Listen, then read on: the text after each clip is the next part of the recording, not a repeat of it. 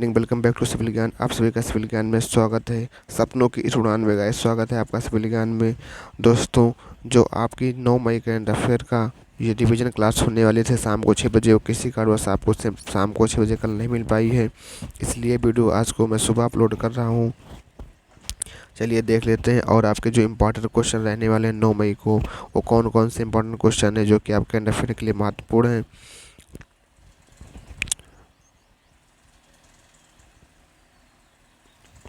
अगर आपने अभी तक चैनल को सब्सक्राइब नहीं किया है तो गाइस चैनल को सब्सक्राइब कर दीजिएगा और बेल आइकन को प्रेस कर दीजिए ताकि महत्वपूर्ण वीडियो आपके पास पहले उसका नोटिफिकेशन पहुंच पाए। चलिए वीडियो को स्टार्ट करते हैं।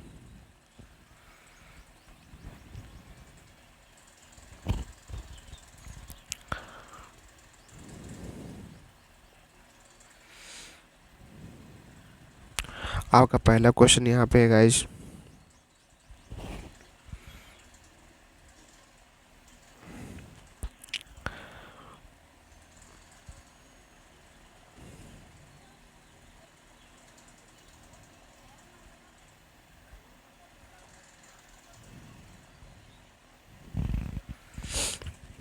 पहला क्वेश्चन आपका जो यहाँ पे रहने वाला है वो आपका ये है कि प्रतिवर्ष विश्व भर में विश्व रेड क्रॉस दिवस आपका कब मनाया जाता है। ये आपका पहला क्वेश्चन है कि विश्व रेड क्रॉस दिवस कब मनाया जाता है। तो यहाँ पे आपका ऑप्शन नंबर डी यहाँ पे आपका राइट आंसर हो जाएगा, क्योंकि 8 मई को हम लोग विश्व रेड क्रॉस दिवस मनाते हैं। लेकिन बात करें कि 8 मई को हम लोग रेड क्रॉस दिवस ही क्यों मनाते हैं, क्योंकि 8 मई 1828 ईस्वी को 8 मई 1828 ईस्वी को जो आपकी हेनरी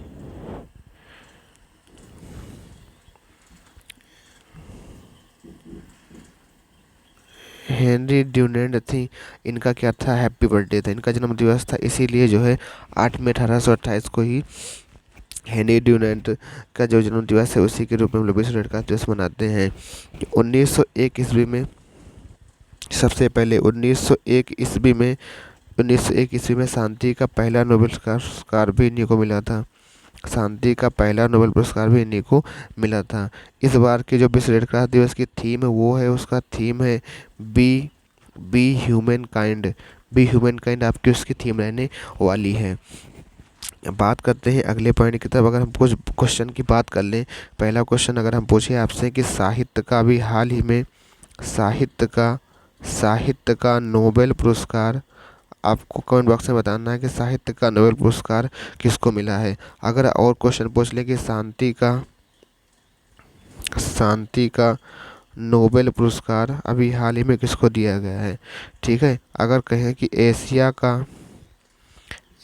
का नोबेल पुरस्कार किसे दिया जाता है, मतलब एशिया का नोबेल पुरस्कार किसे कहा जाता है। अगर हम कहें साहित्य का जो आपका नोबेल पुरस्कार है, जो आपका साहित्य का नोबेल पुरस्कार वो दिया गया इस बार अब्दुल रज्जाक गुरनाह को सन 2021 से, क्योंकि साहित्य लिखना क्या होता है, साहित्य लिखना गुनाह होता है, इसलिए अब्दुल रज्जाक गुरनाह को ये पुरस्कार दिया गया। और शांति का नोबेल पुरस्कार जो आपका है वो जो है नार्वे की राजधानी ओस्लो में इसको दिया जाता है। जितना भी नोबेल पुरस्कार है वो स्वीडन की राजधानी स्टॉकहोम में दिया जाता है, लेकिन एक अकेला शांति का नोबेल पुरस्कार नार्वे की राजधानी ओस्लो में दिया जाता है। एशिया का नोबेल पुरस्कार किसे कहते हैं, तो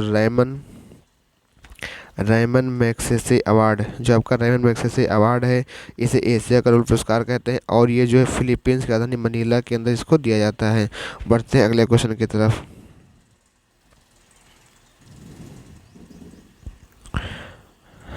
अगला क्वेश्चन आपका है कि 5 मई सन 2022 को विश्व खाद्य पुरस्कार 2022 किसे दिए जाने की घोषणा की गई।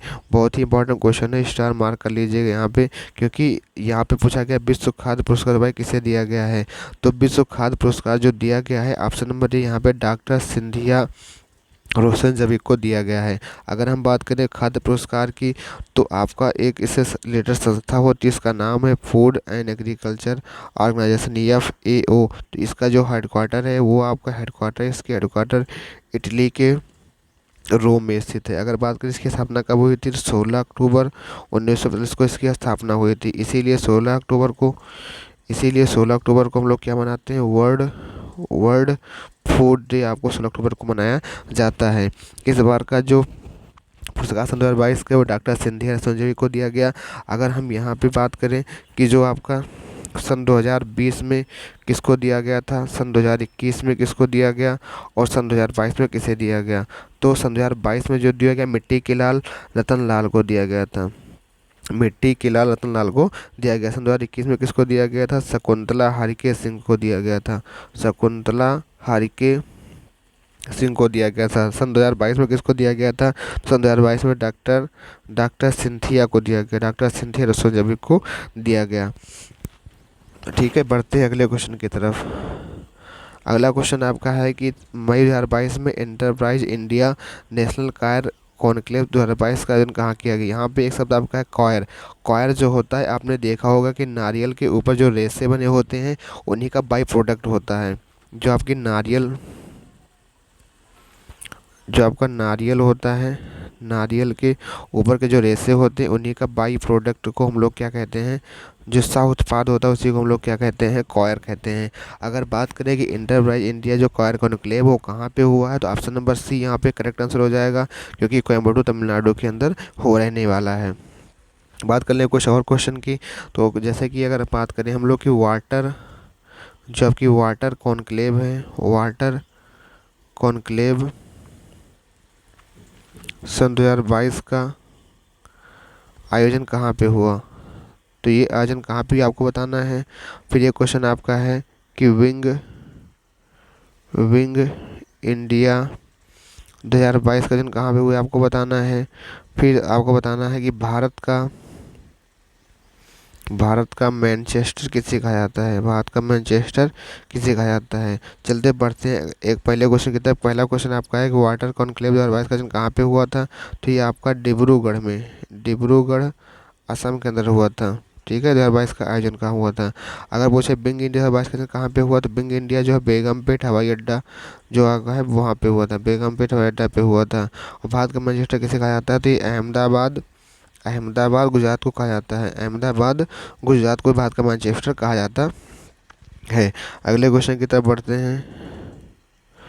अगला क्वेश्चन नंबर 4 आपका है कि 7 मई सन 2022 को किसने अपना 63वां स्थापना दिवस मनाया है। तो 7 मई 2022 को अपना जो 63वां स्थापना दिवस मनाया है वो आपको बनाया है BRO, बॉर्डर रोड सीमा सड़क संगठन ने बनाया है, अपना संगठन ने मनाया है अपना स्थापना दिवस। ये किस नंबर का था, तो 63वां नंबर का स्थापना दिवस था। और किसका था, तो बॉर्डर रोड ऑर्गेनाइजेशन का था। बॉर्डर रोड ऑर्गेनाइजेशन का काम क्या होता है, जो कि चीन और पाकिस्तान की सीमा पर रोड बनाने की काम करती है। चीन और पाकिस्तान की सीमा पर क्या बनाता है, रोड बनाने का काम करता है। ठीक है, 7 मई 1960 को इसकी स्थापना जो है 7 मई 1960 को इसकी स्थापना हुई थी। इसके वर्तमान में जो हेड हैं उनका नाम क्या है, राजीव कुमार वर्तमान में इसके हेड हैं। तो ऑप्शन नंबर यहाँ पे डी क्या हो जाएगा, राइट आंसर रहने वाला है। ठीक है, बढ़ते हैं अगले क्वेश्चन की तरफ। अगला क्वेश्चन आपका है कि 5 मई 2022 में दूसरा भारत नॉर्डिक शिखर सम्मेलन कहाँ आयोजित किया गया है। तो यहाँ पे एक टर्म आया है नॉर्डिक। तो ये आपके जो नॉर्डिक कंट्रीज होते हैं वो कौन कौन सी कंट्रीज होती है, जो यूरोप के ऊपरी हिस्से में जो देश स्थित है उन्हीं को हम लोग नॉर्डिक देश कहते हैं। इनके अंदर अगर नॉर्डिक देश के अंदर अगर कुछ देशों के नाम आते हैं उनको याद रखिएगा, जैसे कि आपका स्वीडन हो गया, फिर आपका डेनमार्क हो गया, फिर आपका आइसलैंड हो गया, फिर आपका नॉर्वे हो गया, फिर आपका फिनलैंड हो गया। तो ये सारे के सारे आपके जो हैं नॉर्डिक कंट्रीज़ में आते हैं, Sweden, Denmark, Iceland, Norway, Finland, जिनको हम नॉर्डिक कंट्रीज कहते हैं। अगर यहाँ पूछा गया है कि जो सेकंड नॉर्डिक शिखर सम्मेलन हुआ वो कहाँ पे हुआ है, तो वो डेनमार्क की राजधानी कोपेनहेगन में हुआ है। आपका ऑप्शन नंबर बी यहाँ पे राइट आंसर हो जाएगा। लेकिन अगर पूछे कि जो पहला सन 2018 में हुआ था नॉर्डिक से, वो कहाँ पे हुआ था, तो हुआ था स्वीडन की राजधानी स्टॉकहोम में हुआ था। ठीक है, ये भी आपको ध्यान रखना है। बढ़ते हैं अगले क्वेश्चन की तरफ। अगला क्वेश्चन आपका है कि आदि महोत्सव 2022 का आयोजन कहाँ किया गया, 7 से 8 मई आदि महोत्सव कहाँ पे किया गया आपको बताना है। तो ये आपका जो आदि महोत्सव है भैया, आदि महोत्सव की जो शुरुआत होती है तो सन 2017 में इसकी शुरुआत हो जाती है। ये आपका जो है 5वां संस्करण है और ये मंडला के मध्य प्रदेश में इसका आयोजन किया गया है। ठीक है, और इसका जो अनावरण किया है श्री अर्जुन मुंडा ने किया, जो कि आपके जनजातीय मंत्रालय देख रहे हैं।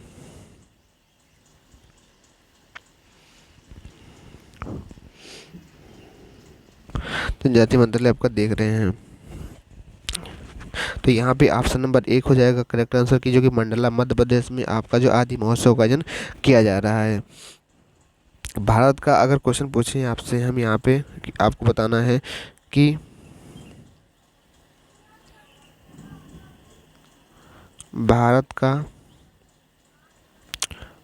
का पहला जियो पार्क कहाँ स्थित है। भारत का पहला जियो पार्क आपको बताना है कहाँ पे स्थित है, ये आपका पहला क्वेश्चन है। फिर आपका अगला क्वेश्चन है कि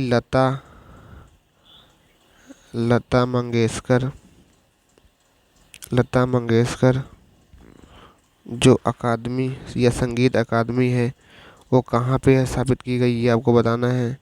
फिर आपको बताना है कि खजुराहो का मंदिर कहाँ पे है।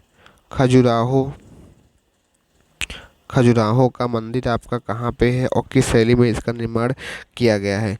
चलिए देखते हैं पहला क्वेश्चन आपका है। पहला क्वेश्चन आपका है कि भारत का पहला जियो पार्क कहाँ पे सब किया गया है। तो भैया लम्हेटा, कहाँ पे, लम्हेटा कहाँ पे है, ये आपका जबलपुर मध्य प्रदेश में है। जबलपुर एमपी के अंदर आपका ये लम्हेटा गांव स्थित है। अगला क्वेश्चन आपका, लता मंगेशकर संगीत अकादमी अवार्ड ये कहाँ दिया गया, ये कहाँ पे स्थापित किया गया। तो इंदौर के मध्य प्रदेश में ये अवार्ड स्थापित किया गया। अगर बात करें खजुराहो मंदिर, तो खजुराहो मंदिर कहाँ पे स्थित है। तो ये आपके छतरपुर मध्य प्रदेश में इसका आयोजन किया गया है। और ये जो है पंचायतन शैली में निर्मित है। किस शैली में, पंचायतन शैली में। खजुराहो का मंदिर जो है पंचायतन शैली में आपका निर्मित है, आपका इसको याद रखना है। ठीक है, अगले क्वेश्चन की तरफ बढ़ते हैं।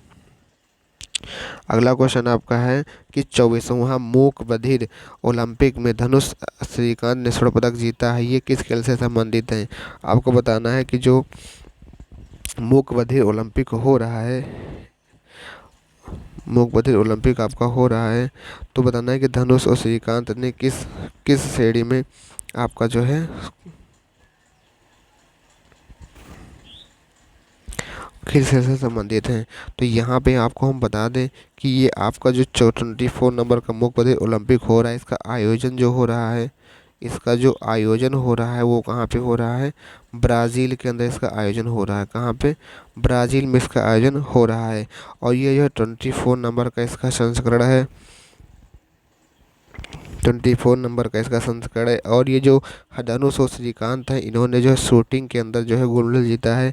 टोटल भारत ने अब तक इसके अंदर 4 गोल्ड जीत चुके हैं, 4 गोल्ड इसके अंदर जीत चुके हैं, जिनमें से अभिनव देशवाल भी हैं और एक बैडमिंटन टीम है, और धनुष श्रीकांत और धनुष प्रियसा, ये 4 टीम, ये 4 खिलाड़ी जो हैं, और एक आपकी जो बैडमिंटन की टीम है, इन लोगों ने वहाँ पर 4 गोल्ड मेडल जीत चुका है। तो क्वेश्चन आपसे पूछा जाएगा कि 24 मूक बधिर ओलंपिक में कहाँ पे इसका आयोजन हो रहा है। ब्राज़ील में इसका आयोजन हो रहा है। 24 नंबर का ये रहने वाला संस्करण है और टोटल 4 गोल्ड इसके अंदर अभी तक जीता गया है।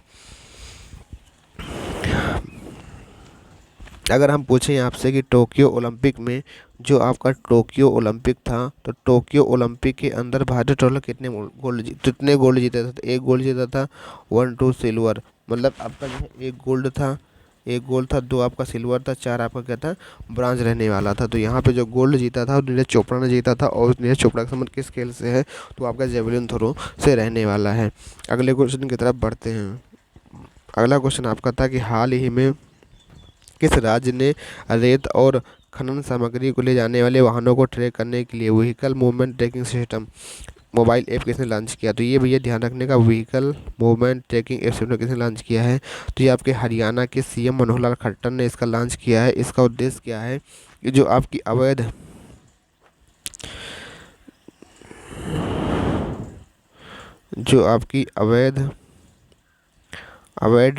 रेत खनन की जो ट्रक है उसको रोकने के लिए ऐसा किया जा रहा है। तो व्हीकल मूवमेंट ट्रैकिंग सिस्टम आपका जो है किसने लॉन्च किया। तो ये आपका लॉन्च किया भैया vehicle movement tracking system mobile app जो है मनोहर लाल खट्टर हरियाणा ने लॉन्च किया है। अगर आपसे पूछें कि आपका जो धौलावीरा है, ये आपकी जो है 40वीं हेरिटेज साइट है। ये आपका कहाँ स्थित है? तो ये आपका गुजरात में स्थित है। कहाँ स्थित है भैया? गुजरात में स्थित आपका ये है। अगर हम बात करें कि जो आपका सारथी ऐप है ये किसके हैं, तो SEBI SEBI stock SEBI exchange board of India, security exchange, इसका जो फुल फॉर्म होता है security exchange board of India, Sarathi app SEBI का है। अगर हम बात करें कि जन निगरानी ऐप किसका है, तो वो आपका जम्मू कश्मीर का है। एक आपसे क्वेश्चन पूछे कि आईआईटी रुड़की ने अभी हाल में कौन सा लॉन्च किया था, तो किसान ऐप लॉन्च किया था। ये सारी चीज़ें आपको भी ध्यान में रखनी है। अगला क्वेश्चन की तरफ बढ़ते हैं। अगला क्वेश्चन आपका है कि 7 मई 2022 को किसने दुनिया की सबसे ऊंची चोटी माउंट एवरेस्ट को 26वीं बार फतह कर विश्व की रिकॉर्ड साबित की है? तो ये भैया जो है कुमारी कामी रीता शेरपा, जो आपका ऑप्शन नंबर ए आंसर यहाँ पे ये आपका राइट आंसर बनने वाला है, क्योंकि 26वीं बार सबसे ऊंची चोटी आपकी क्या माउंट एवरेस्ट है, उसको जो 26वीं बार इन्होंने फतह किया है, 26वीं बार फतेह किया है, तो उनका नाम क्या है? कामी रीता शेरपा। इसकी जो माउंट एवरेस्ट की ऊंचाई है वो 8848.86 मीटर ऊंची आपकी रहने वाली है। ये आपकी कहाँ पे? इसको नेपाल में सागर माथा कहा जाता है। ये आपका नेपाल में है, माउंट एवरेस्ट नेपाल में, इसको हम लोग सागर, नेपाल के अंदर इसको सागर माथा कहा जाता है। अगर ये पूछा जाए आपसे,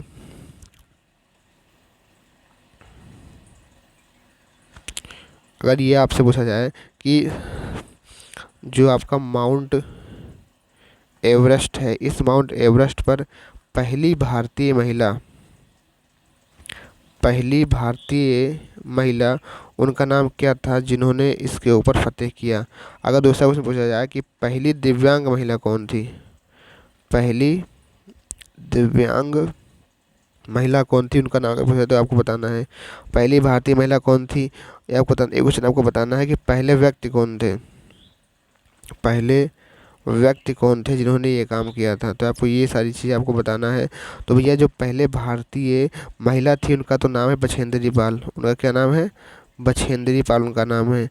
अगर बात करें पहले पहले जो भारतीय महिला थी, पहले जो दिव्यांग महिला थी, उनका नाम है अरुणिमा सिन्हा। अरुणिमा सिन्हा जो थी पहली दिव्यांग महिला थी। अगर पहले व्यक्ति में बात करें तो उनका नाम था एडमंड हिलेरी और तेंजिंग नॉर्वे। 1953 में ही इन्होंने क्या किया था, इसको फतेह किया था। 1953 में ही इन्होंने इसको फतेह किया था। तो उम्मीद करता हूँ इस आपको वीडियो अच्छी लग रही है। अगर वीडियो आपको अच्छी लगती है गाइस, तो वीडियो चैनल को सब्सक्राइब कर देना है। हम देखते हैं कि बहुत से लोग वीडियो तो देख लेते हैं लेकिन चैनल को सब्सक्राइब नहीं करते हैं गाइस, आप लोग चैनल को सब्सक्राइब कर दीजिएगा। अगला क्वेश्चन आपका है कि इंडियन रेलवे ने मतलब आईआरसीटीसी की पहली भारत गौरव टूरिस्ट ट्रेन कब से चलाई जाएगी? तो ये आपकी जो 21 जून सन 2022 से इसको रखी गई है। ये आपका जो 21 जून ऑप्शन नंबर यहाँ पे सी जो आपका वो राइट आंसर रहने वाला है। आईआरसीटीसी की भारत गौरव टूरिस्ट जो ट्रेन है वो 21 जून 2022 पर चलाई जाएगी, और इसका जो ये है, इसका जो उद्देश्य है वो रामायण सर्किट पर आधारित है, रामायण के सर्किट पर आधारित है। और ये जो श्री राम से संबंधित जितने भी स्थान है उन स्थानों पर होकर जाने वाली है। और ये दिल्ली में सफदरगंज से स्टार्ट होगी और भद्राचलम तेलंगाना तक जाएगी।